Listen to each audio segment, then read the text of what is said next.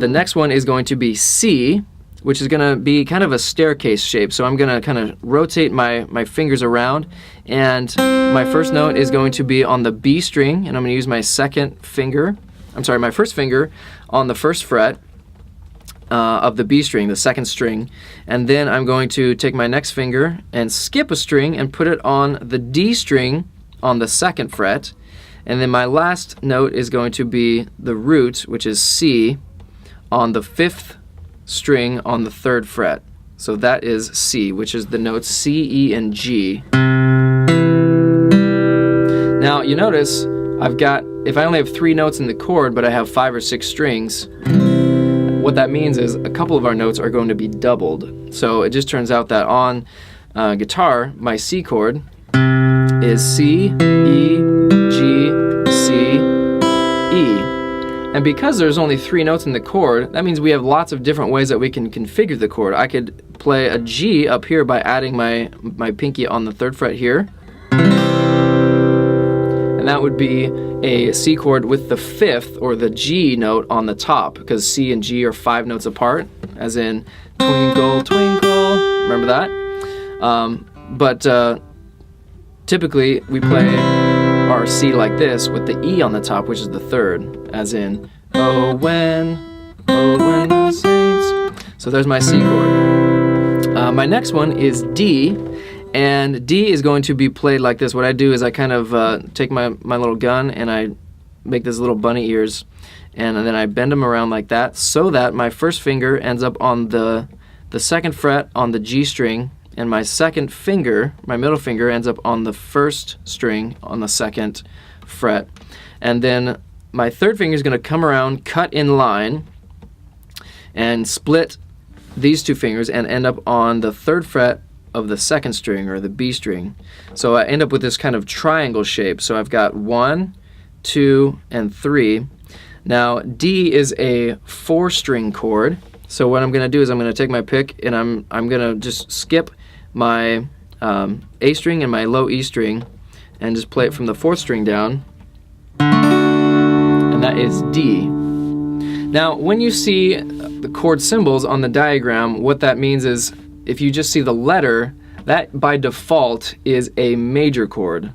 So if I want to make it a minor chord, like in the example, the next one I'm going to use is E minor, and that will have a little m next to it. So it'll be E with a little m to denote that it's a minor chord. So if it doesn't have that little m, by default it's a major chord. So that's just like a little bit of nomenclature for you.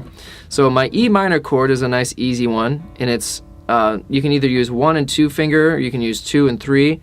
Either way, it's going to be the 2nd fret on the A string and the D string. And then this one is nice because you can just go all 6 strings like that. It's a big sounding, very dark minor chord. It's awesome. So just to recap, we've got G, C, D, E minor, and I'm going to give you one more. This one is A minor, and what we're going to do is we're going to take these 2 fingers, drop them down 1 string, and then I'm going to add my index finger back on the note C on the B string on the 1st fret, which is the same spot that it was for the C chord. So the A minor and the C chord are pretty similar, 2 out of 3 fingers in the same spots, and that should sound like this. So if it's an A minor chord, that means it's going to have an A as the root, which means we're going to use our open A string, and it's going to sound like this. Another nice dark sounding minor chord. Okay, so those are the first shapes, and I recognize if you're just starting out, those shapes are very difficult to do. What you want to do is you want to practice troubleshooting each string and making sure you're getting good sound out of every string, because every string contributes to the overall sound of the chord. So let's get to the easy forms. So what I'm going to do is, going back to this shape right here, I'm just going to take these 2 fingers away, and I'm going to do a 1-finger G with my ring finger on the 3rd fret of the high E string. Now, since I took these 2 strings away, if I strummed all 6 now, it's not going to sound like a G at all. So what you need to do is you need to be intentional with your right hand pick, and if you notice, I will use my thumb and just kind of not squeeze it, but I'll just kind of rest it on the E string, which makes it go dead or go mute, and then I don't have to worry about that one as well. So then if I take those 2 away, then what I'm going to have is a 3 or a 4 string G. If I use 3 strings, then my low note is G. If I use 4 strings, my low note is D. But since that's still in the G chord, the combination of those is still going to sound like a G chord. So that's my easy G. So if you want to start with that one, then that is totally acceptable. Next, let's do easy C. And so I'm going to go back to 1st fret on the 2nd string on the B string, and I'm going to do a 3-string C chord like this. Just those 3 strings, that's all I want.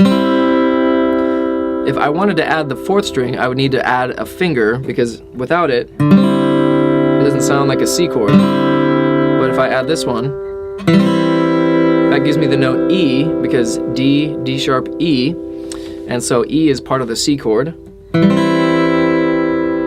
So either way you want to do that, you can do the 3-string version with 1 finger, you can do the 4-string version with 2 fingers. The D chord doesn't really have an easy form of it, so you're just going to need to kind of tough your way through it. It's a 4-string chord anyways, so you want to just kind of get used to that one. Make sure that you're coming up nice and tall with all of your fingers. So just like a bridge gets built over water, you want to make sure that bridge is tall enough to arch and get up on your fingertips. You want to be up on your tippy fingers, just like you can stand up on your tippy toes, you can stand up on your tippy fingers. For that D chord, this is a tough one, so don't get frustrated if it doesn't come right away. If I wanted to do an easy E minor, or easier anyway, E minors are kind of already easy, but if you wanted to stick with that kind of 3-string, 4-string motif, then I could use either finger, any one of them really, and put it right here. And I have a 4-string E minor. A minor, I could do a 3-string version of A minor as well, like this. I could do a 4-string version if I added this finger, but if I'm going to do that, I may as well just add the 5th string as well, because there's that's an open note. So 3-string A minor is like C, but then I add this finger here. And you hear how that changes the mood of the chord. So just to recap that, easy G, easy C, D chord, not really an easy way to do that one, and then E minor, and then A minor.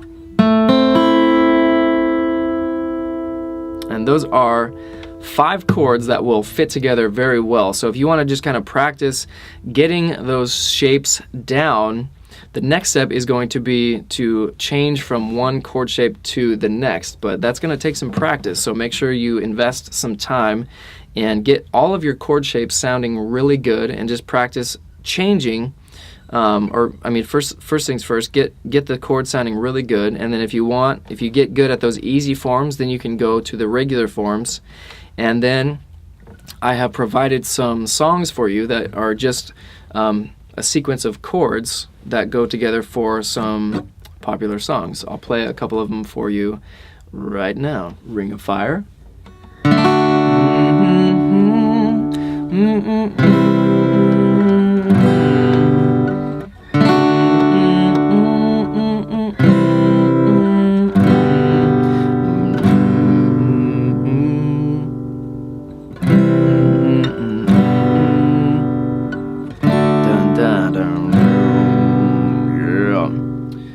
Bittersweet Symphony.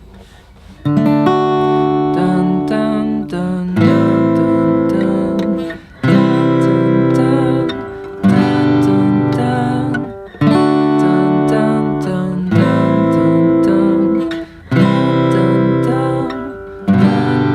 dun. Viva La Vida.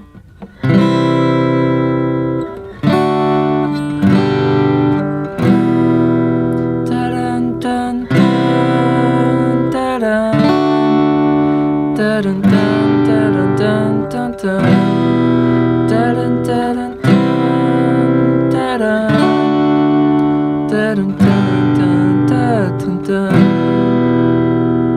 Tonight's gonna be a good night.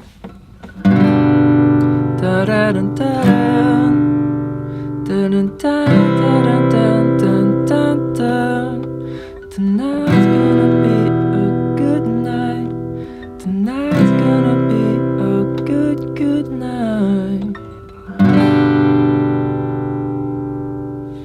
So there you go, my friends. There is a couple chord shapes that you will use quite a bit as you get more and more into guitar. So have fun with those, practice some of those songs that I have provided for you, and feel free to use the easy shapes or the basic shapes, or the original shapes rather. And the key is practice. Practice. Don't get frustrated. Guitar is hard, but it is good. It is worth your time, and you'll be so happy that you did later on. So thanks for watching this video. I will see you in the next one.